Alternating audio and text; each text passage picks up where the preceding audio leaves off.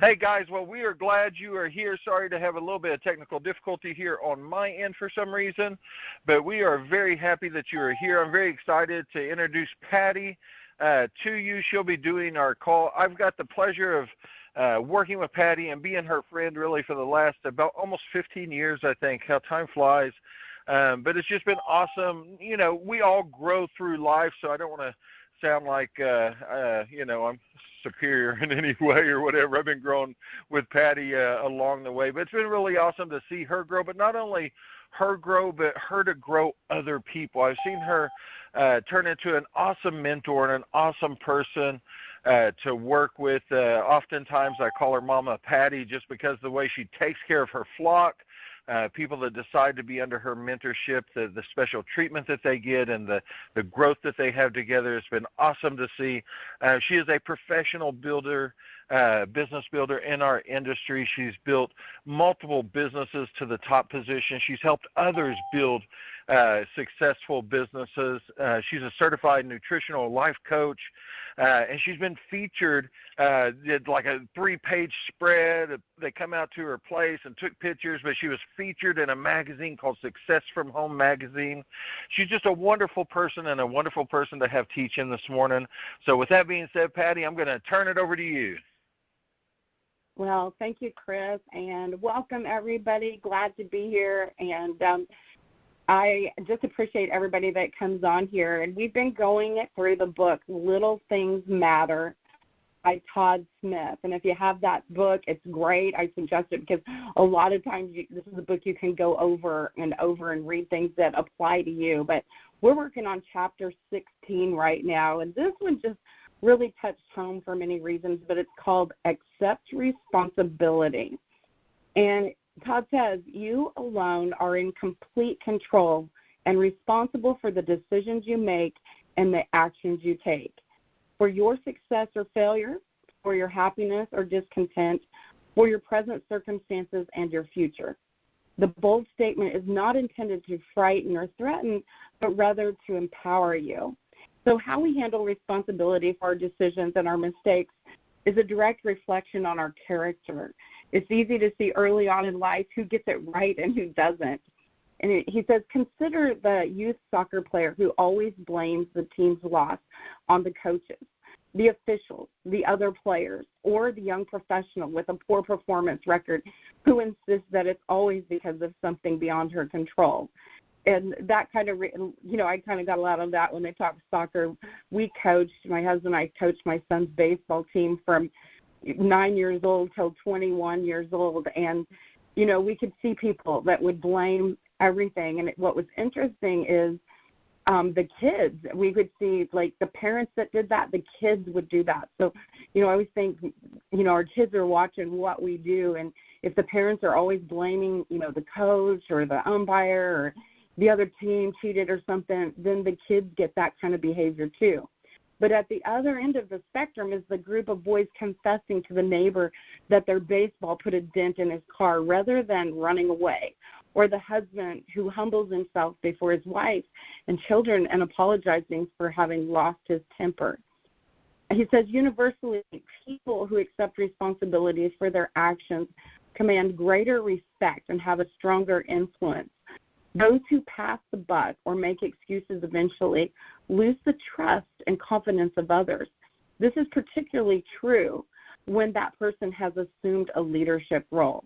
Like, no one wants to follow a leader who are unwilling to accept responsibility for their actions. And here are 3 actions you can take to accept personal responsibility when something's gone wrong. He says 1 is reflect. The first step is to conduct a self-examination to contemplate your action or decision. Before you can make anything right or apologize for a mistake, you must have a clear understanding of where you went wrong. And, I kind of thought about that because have you ever had somebody apologize to you? And, there's a difference between somebody saying, I'm sorry, I really didn't, mean to hurt your feelings, but it's different than saying, I'm sorry, but if this wouldn't have happened and this wouldn't have happened, I wouldn't have done it. That person clearly isn't taking the responsibility, and if you're the one receiving the apology, it's going to be taken different unless the person takes full responsibility. So you need to really think about these things, to make things right. And the second thing he said was learn. Like when you make a mistake or experience a failure, consider what can be learned.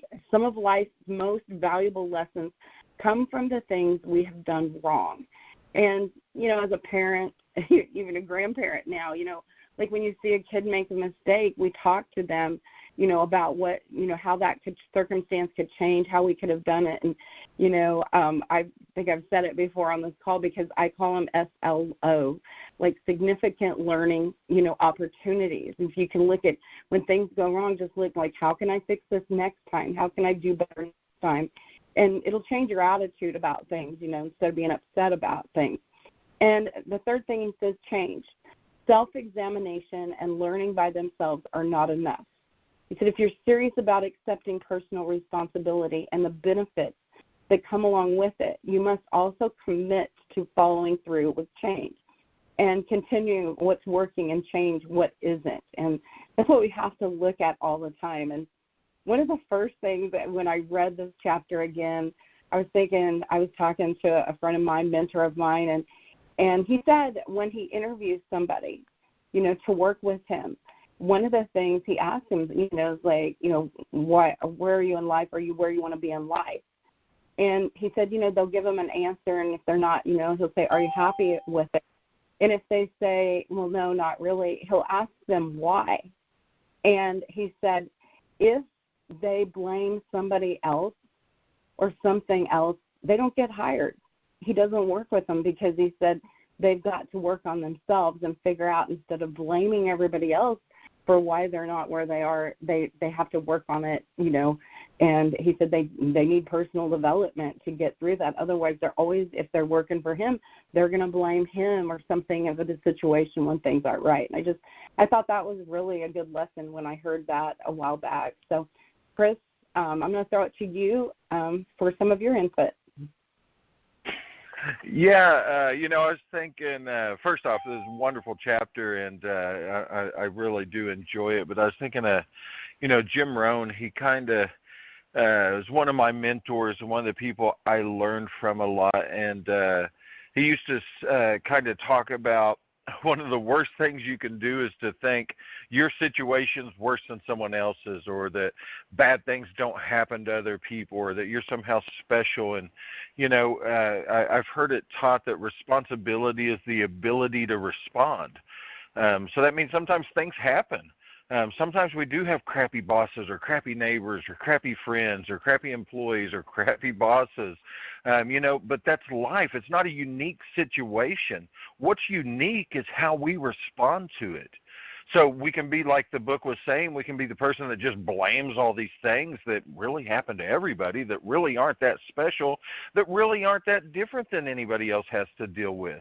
And sometimes it's easy to dismiss them if a person's mean to you or something, and it makes you feel real victimized, and you can kind of point that out. I mean, think about it. It's generally not those type of things that really cause the some things are out of our control. Sometimes it's someone dying in our life, or someone getting sick, or a company we worked for 20 years going out of business. I mean, those types of things, we can blame all kinds of people, but what good was that do? All we can really do is choose how we respond, choose how we're going to, react to it.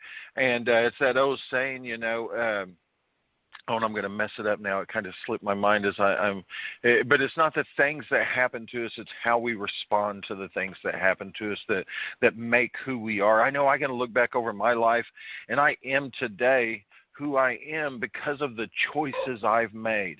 And sometimes those are choices after something bad's happened to me. Sometimes they're just normal day-to-day choices. But at the end of the day, the responsibility part is knowing that they were all my choices. I chose how to respond to everything that came along in life, and that's what we all have to do. So, Patty, that's all I got kind of on the subject, and I'll flip it back to you.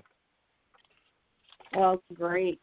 I love that, Chris. So Todd always has a challenge, the little things that are a challenge. And this one he says, from this day forward, will you commit to accepting responsibility for your actions and decisions?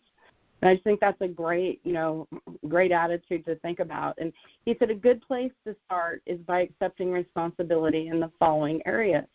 He said the circumstances of your life today, the state of your marriage, the condition of your financial status, the quality of your relationships with your children, your coworkers and friends, and the plans for your future. And, I really, I try to do this on a regular basis, look at the beginning of each month and look where I am, with where I am personally, with my kids, with my career, with my finances, and, everything, these kind of relationships. And I do the pros and cons, what can I do to make it better? Not blame anybody, because it's up to us. I mean, you can't